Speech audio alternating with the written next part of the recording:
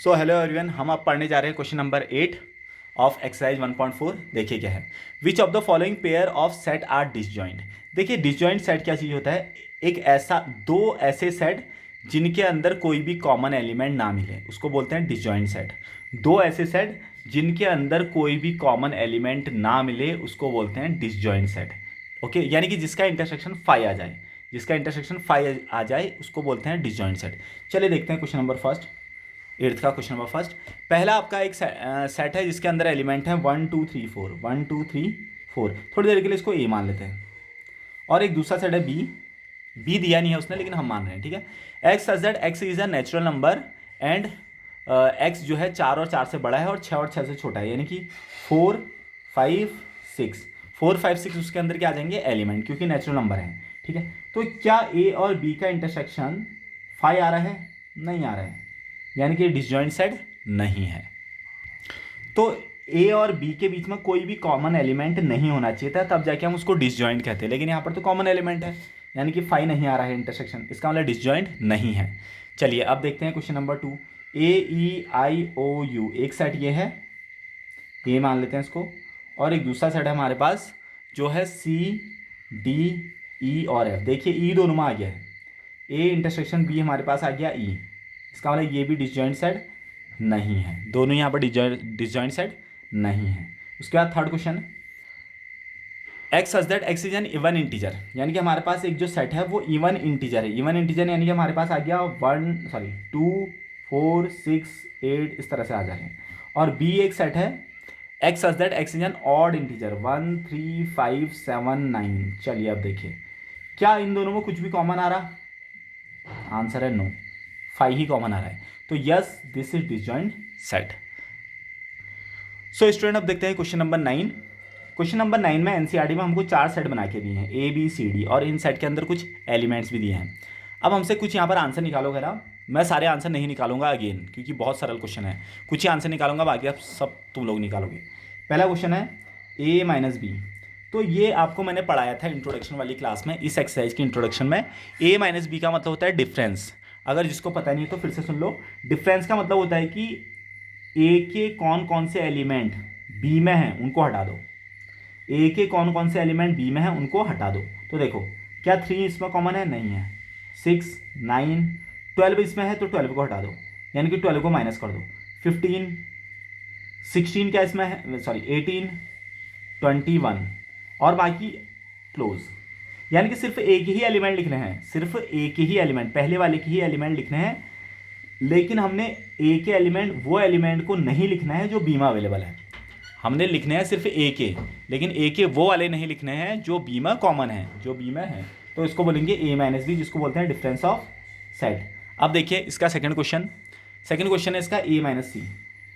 A-C में भी same होगा।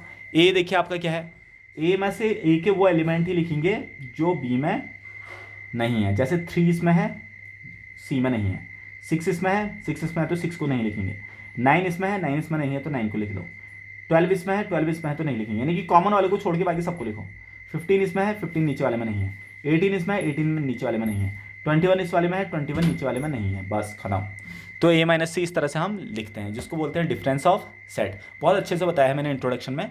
सारे के सारे क्वेश्चन बिल्कुल एग्जैक्टली एक जैसे हैं। इसमें अब आपके 12 क्वेश्चन दिए हैं, 12 क्वेश्चन दिए हुए हैं। अब मैं एक भी नहीं करा रहा हूँ क्योंकि बहुत ही सरल है, ठीक है। सारे के सारे आप लोग करोगे, डिफरेंस ऑफ सेट कोई बड़ी चीज़ नहीं है, ठीक है। Okay so student let's start question number 10। देखिए आपके पास क्वेश्चन नंबर 10 में सेम डिफरेंस ऑफ सेट वाला क्वेश्चन है। हमको एक्स दिया है, एक्स के अंदर एलिमेंट दिए हैं ABCD। हम ये सेट का नाम ना कुछ भी रख सकते हैं, ठीक है। जरूर नहीं कि मैं हमेशा AB रख रहा हूँ, तुम कुछ और भी रख सकते हो। वो NCERT में अगर फिक्स करके रखा है कि यही नाम रखो तो तब तो ठीक है, वरना हम कुछ भी ले सकते हैं। तो एक्स वाई हमारे पास दो सेट दिए हैं। उसने हमसे कहा find x minus y, x में से वाई को माइनस करना है। तो मैथमेटिक्स वाला माइनस नहीं चलता इसमें, यहाँ पर डिफरेंस ऑफ सेट वाला चलता है। तो देखिए ए इसमें है, क्या इसमें है? ए नहीं है। बी इसमें है, लेकिन बी इसमें भी है तो बी को नहीं लिखेंगे। सी इसमें है, इसमें नहीं है तो सी को भी लिख दो। डी इसमें है, डी इसमें भी है तो डी को भी मत लिखो। यानी कि सिर्फ ए और डी सी ही हमारे पास ऐसे हैं जो दोनों में नहीं है। नॉन कॉमन भी कह सकते हैं हम इसको, ठीक है। ए के नॉन कॉमन, यानी कि एक्स के नॉन कॉमन एलिमेंट, कैसे भी समझो, मेरे हमारे समझने से मतलब है। दूसरा y-x। अब y को पहले रखेंगे, x को बाद में रखेंगे। तो f क्या इसमें है? नहीं है, तो f को लिख दो।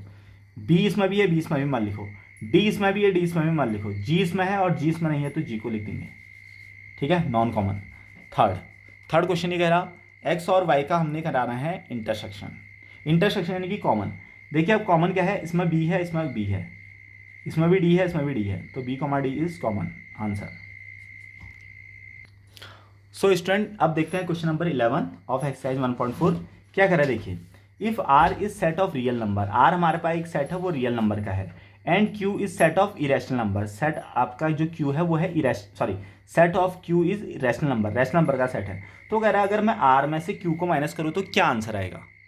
तो ये क्वेश्चन का आंसर समझने के लिए मैं आपको पीछे लेके चलता हूँ जहाँ पर मैंने आपको नंबर्स के बारे में बताया था। अगर जो सीक्वेंस वाइज मेरे वीडियोस को देख रहा होगा तो डेफिनेटली फर्स्ट एक्सरसाइज में ही मैंने इस एक्सरसाइज की फर्स्ट के इंट्रोडक्शन में ही मैंने नंबर्स के बारे में बताया है। उस टेबल को देख के बहुत आसानी से हम समझ सकते हैं। तो देखिए मैं आपको लेके आया हूँ आपका जो पहली एक्सरसाइज है, जो मैंने आपको नंबर्स के बारे में बताया था उसमें लेके आया हूँ। देखिए रियल नंबर क्या होते हैं, सारे के सारे रियल नंबर होते हैं। क्या क्या सारे के सारे, ये मैंने आपको बताया था, ये होते हैं रैशनल नंबर और ये होते हैं इरेशनल नंबर। ये देखिए इस साइड वाला आपके इरेशनल नंबर है ना। तो अब वो कह रहा है कि रियल नंबर में से अगर मैं रैशनल नंबर को माइनस कर दूं तो क्या बचेगा। रियल नंबर क्या होते हैं, सारे के सारे नंबर, ठीक है। थोड़ी देर के लिए मैं क्या मान ले रहा हूँ, उसको रियल नंबर के अंदर मैं मान ले रहा हूँ कि एक तो रैशनल नंबर है, इसको रैशनल नंबर को चलो मैं पी करके मान लेता हूँ और इरेशनल नंबर को क्यू कह देता हूँ, ठीक है। तो इसके अंदर दो सेट हैं, पी और क्यू, यानी कि रैशनल नंबर और इरेशनल नंबर।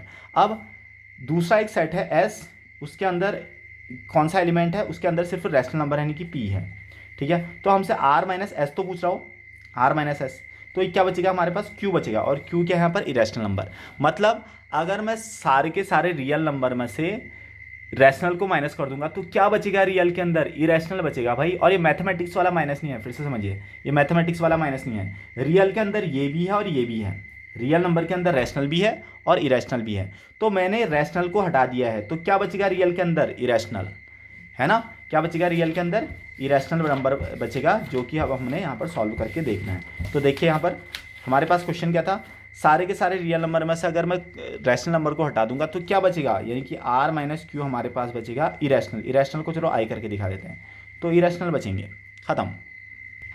सो स्टूडेंट अब देखते हैं क्वेश्चन नंबर 12 जो कि इस एक्सरसाइज का लास्ट क्वेश्चन है। देखिए क्या है, state whether each of the following statement is true और फॉल्स, जस्टिफाई योर आंसर। हमको इसमें देखना है कि ये ट्रू है या फॉल्स है। सारे के सारे क्वेश्चन में ट्रू फॉल्स वाला क्वेश्चन है जनरली, और देखते हैं कि क्या आंसर आता है। जस्टिफाई योर आंसर भी कह रहा हूँ। तो देखिए हमारे पास पहला क्वेश्चन इसका है 2 3 4 5, एक सेट ये दिया है, दूसरा सेट दिया है हमको 3 6।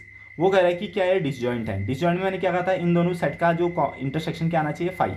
तो क्या इन दोनों में कोई कॉमन एलिमेंट है, तो आंसर है यस, इसमें कॉमन एलिमेंट है 3 कॉमन एलिमेंट हो ये, तो ये डिसजॉइंट सेट नहीं है। फॉर एग्जांपल ए को ये माना, बी को ये माना, तो ए इंटरसेक्शन बी क्या आ गया हमारे पास 3, तो डिसजॉइंट सेट नहीं है, यानी कि फॉल्स आंसर है हमारा, ठीक है। दूसरा question A E I O you हमारे पास पहला सेट है, और दूसरा सेट है बी जो कि हमारे पास है ए बी सी डी। तो देखिए इसमें कॉमन आ रहा कुछ, इंटरसेक्शन करते हैं, तो ए इसमें भी है और बाकी बी सी डी यानी कि कोई भी नहीं है, यानी कि 5 नहीं आ रहा है, 5 नहीं आ रहा है इनकी, यानी कि ये भी डिसजॉइंट नहीं है, ठीक है, ये भी डिसजॉइंट नहीं है, यानी कि फॉल्स हो गया अभी। उसके बाद क्योंकि हमसे पीछे से कह रहा है ना आर डिसजॉइंट सेट दे रहा है हर क्वेश्चन में। तीसरा क्वेश्चन आपका है 2 6 10 14 हमारे पास एक सेट है, ए नाम दे दिया मैंने, और दूसरा सेट है 3 7 11 15। इनका इंटरसेक्शन करते हैं, तो इनका इंटरसेक्शन आ रहा 5, तो यस ट्रू है, ठीक है, ये डिसजॉइंट सेट है। चलिए लास्ट क्वेश्चन है आपका, एक सेट दिया है 2 6 10 और दूसरा सेट आपका दिया है 3 7 11। क्या इनमें कुछ कॉमन है, तो इनका इसमें कुछ भी कॉमन नहीं है, तो yes this is also true, ये भी हमारा डिसजॉइंट सेट है। तो डिसजॉइंट क्या होता है, दो सेट का इंटरसेक्शन 5 आना चाहिए, हम उसको बोलते हैं डिसजॉइंट। डिसजॉइंट का मतलब होता है कि कोई भी कॉमन ना हो उन दोनों में। Okay, thank you.